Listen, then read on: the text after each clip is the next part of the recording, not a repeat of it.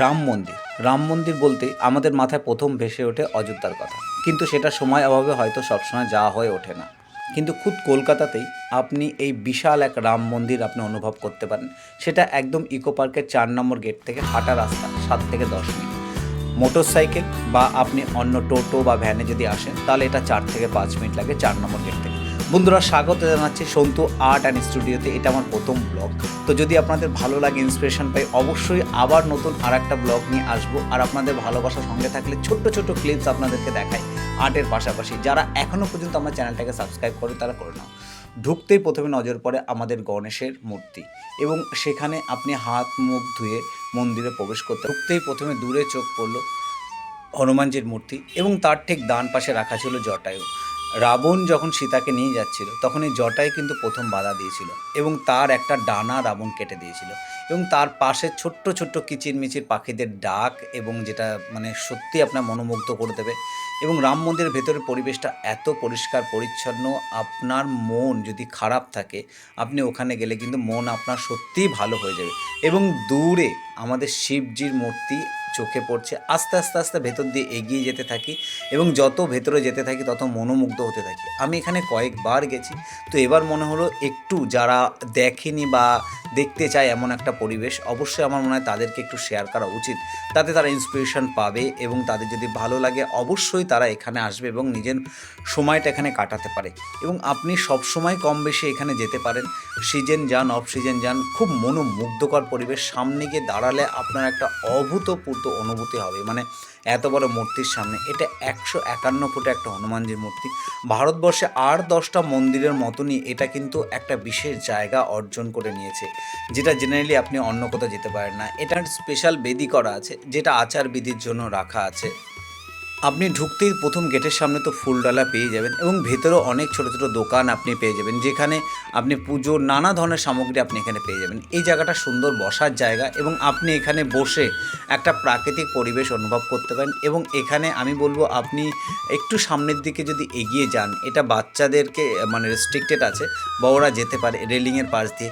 সেই বিশাল আকার শিব মূর্তি, মহাদেবের মূর্তি দেখলে আপনি মনোমুগ্ধ হয়ে যাবেন। আপনি নিজের চোখে যদি না দেখেন বিশ্বাস করতে পারবেন না, এত সুন্দর মনোমুগ্ধ পরিবেশ। যদি কখনো সময় হয়, আমি বলবো বিকেল বা সন্ধ্যার দিকে যদি আপনি যান, এখানে লাইটে তার যে মূর্তির আকৃতি আপনার দেখলে আপনার মন সত্যিই ভালো হয়ে যাবে। এবং তার নিচে রয়েছে ছোট ছোট জলাশয়, এবং যেখানে জলাশয়ের মধ্যে কম বেশি আপনি মাছ দেখতে পাবেন, এবং ছোট ছোট পাতি হাঁস তারাও কিন্তু এখানে সবসময় বিচরণ করে বেড়ায়। এবং পরিবেশটাকে এত সুন্দর মেনটেন করা হয়েছে। স্পেশালি ধন্যবাদ যারা এই কর্তৃপক্ষ, যারা এই পরিবেশটাকে একদম সুন্দর পরিচ্ছন্ন রেখেছে, তাদেরকে আমি বিশেষ ধন্যবাদ জানাই। কারণ আমাদের কলকাতাতে এরম একটা পরিবেশ যেখানে এত পরিষ্কার পরিচ্ছন্ন মূর্তির সঙ্গে পুজো আচার সব কিছু মিলে এত মনোমুগ্ধ করে তুলেছে, আপনি মোহিত হয়ে যাবেন। এবং এই কথা বলতে বলতে আরেকটু সময় এখানে কাটিয়ে নিলাম, কাটিয়ে নিয়ে এবার আস্তে আস্তে আস্তে আস্তে এগিয়ে যাব। দেখুন, সামনের দিকে ঢুকতেই মন্দিরের যে আমাদের শিব পার্বতীর মূর্তি আমরা দেখতে পাই। তারপরে এখানে যে রথ আছে, এবং সপ্ত ঘোড়ার রথ কিন্তু এখানে রয়েছে। তো এই ধরনের বিশেষ আকর্ষণীয় জিনিস আপনি আপনার ফ্যামিলিকে সঙ্গে নিয়ে যান, আমি বলবো যে আপনার সত্যিই ভালো লাগবে। এবং মন্দিরটা, নতুন যে মন্দিরটা আমাদের তৈরি হয়েছে ঢুকতেই বাঁ হাতে, সেটা আপনাদেরকে দেখাবো। সে মন্দিরের ভেতরে তার জাঁকজমক, তার মানে কাজকর্ম, সত্যি তার কলা কৌশলী, এই যে বাঁ হাতে দেখলে আপনার মন মানে ভালো হতেই হবে। এবং আপনার মনে হবে কিছুক্ষণ ওখানে বিচরণ করি এবং কিছুক্ষণ ওখানে বসি। এবং যেটা খুব রিসেন্টলি উদ্বোধনও হয়েছে, ঠিক আছে। তো এই আস্তে আস্তে একটু একটু করে আমি মন্দিরের ভেতরে প্রথমে ঢুকতে একটু হেজিটেশন মানে করছিলাম যে এখানে কিছু রেস্ট্রিকশান আছে কিনা, কিন্তু না, কোনো রেস্ট্রিকশান। আমি ক্যামেরা নিয়েই ঢুকে পড়লাম, ঠিক আছে। এটা হলো আমাদের মেন মন্দিরের গেটে শিবের মূর্তি। এবং এই যে মন্দিরটা নতুন তৈরি হয়েছে, যেটা আমি বলছি যে অনেকটা পুরনো মন্দিরের আদলে যে কারুকার্য করেছে, বড় এক মানে এখানে হল, এবং ঢুকতেই একটা সুন্দর বড় ঝাড়বাতি আমার চোখে আপনার নজর তো কেড়েই নেবে। এবং দূরে সেই সাবেকি রাম মূর্তি, ক্যামেরায় খুব ভালো ছবিটা আমার আনতে পারেন, যেহেতু আমার ক্যামেরাটা অত পাওয়ারফুল নয়, কাছ থেকে যতটুকু পেরেছি চেষ্টা করেছি তোলার।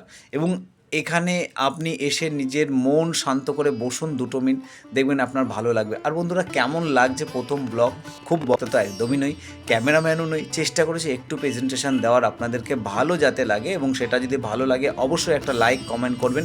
নেক্সট ভিডিওতে আরও নতুনভাবে চেষ্টা করব অন্যভাবে করার কিন্তু।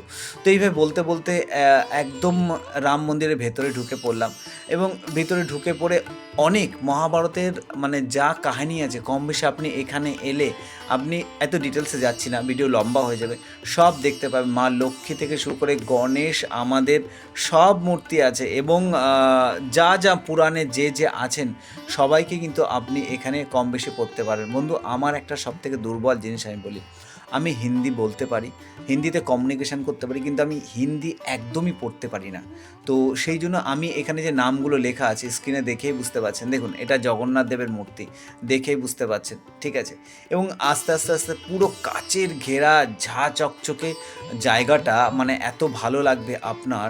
পুরো এটা হলো পুরনো মন্দিরটা, যেখানে পুরো কাচের ঘেরা আছে মন্দিরটা, এবং এর ভেতরে আপনি এসে পুজো আচার সব কিছুই করতে পারেন, বসে এখানে 2 মিনিট সময় কাটাতে পারেন। এবং রাধা কৃষ্ণের মূর্তি এবং রামের মূর্তি আপনার এখানে দেখলে না, আপনার মন খারাপ থাকলে মন ভালো হয়েই যাবে। আমি বলব উইকেন্ডে তো একবার, শনিবার রোববার আপনি একবার সময় পেলে আপনার ফ্যামিলিকে নিয়ে যান, দেখবেন আপনার ভালো লাগবে, ঠিক আছে। এবার এই দিকে পুরো এই জায়গাটা পুরো কাচের মধ্যে আমাদের মায়ের মূর্তি আছে, আর তার পাশেই মানে এটা পুরো কাচের ঘেরা বেদি, এবং তার গেটের চারদিকে আরও অনেক মূর্তি আছে। দেখুন এখানে কত সুন্দর মানে পরিবেশ বজায় রাখা হয়েছে, ঠিক আছে। এই জিনিসগুলো দেখলে আপনার কিন্তু মন ভালো হয়ে যেতে বাধ্য, এবং তার কারুকার্য, তার শিল্পীর কলা সব কিছু আপনাকে মনোমুগ্ধ করে দেবে। তো সব বজরংবলী, আমাদের হনুমানজি, সবার মূর্তি কম বেশি এখানে আছে, এবং মেন ব্যাপারটা হলো এখানে পরিষ্কার পরিচ্ছন্ন, বারবার বলছি এটা এত সুন্দরভাবে মেনটেন করা হয়েছে। আর বন্ধুরা, ভিডিওটা কেমন লাগলো, ভালো লাগলে লাইক শেয়ার সাবস্ক্রাইব করতে ভুলবেন।